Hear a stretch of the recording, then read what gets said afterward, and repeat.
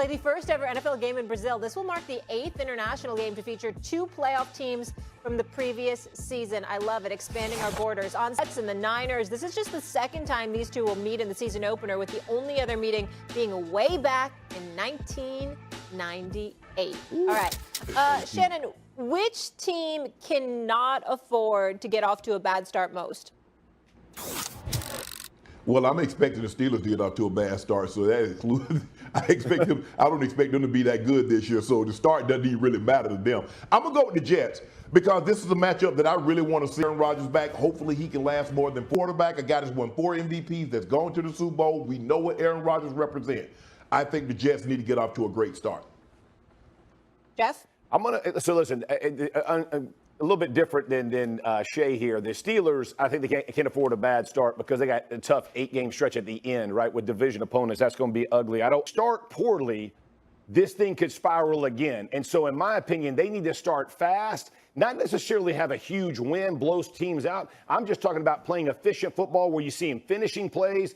And Shannon, you and I both know, you watched the film last year. They didn't finish with a lot of hats around the football on defense. And then offensively, they gave up on a lot of plays. That's what I want to see them do differently to start the season. Irrespective of wins and losses, that's the thing that you know is going to pay off as the season goes on. They got head coaching jobs in Arizona and Indianapolis, respectively. And that contributed to their demise to some degree. And now that you got Kellen Moore in his 4 years as the offensive coordinator in Dallas, they were the second-ranked offense in terms of scorers, in terms of points, etc., second only to the Chiefs. So we know that. But I'm going to throw this out at the both of y'all. How about Cleveland? 6th. So in other words, other than 32 teams, you also got 4 additional backups that rank better than them. And then in passer rating, he ranks 37th. 37th. So now you got 5 dudes that are reserves on top of the 32 starters that got better passer rating than Deshaun Watson.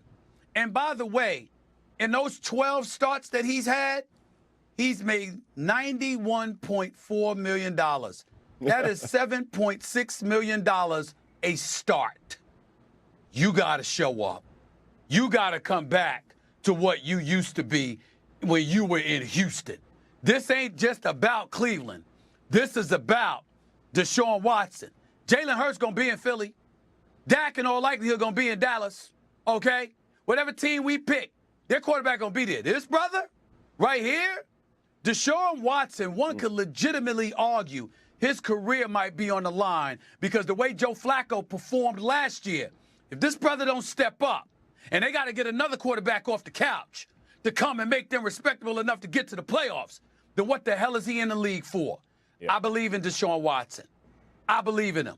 But he got to show up, and he got to remind us of who the hell he is because we're waiting. All right. Keep an eye on Believe Land. When we come back here on First Take, which NFL teams are at the top of the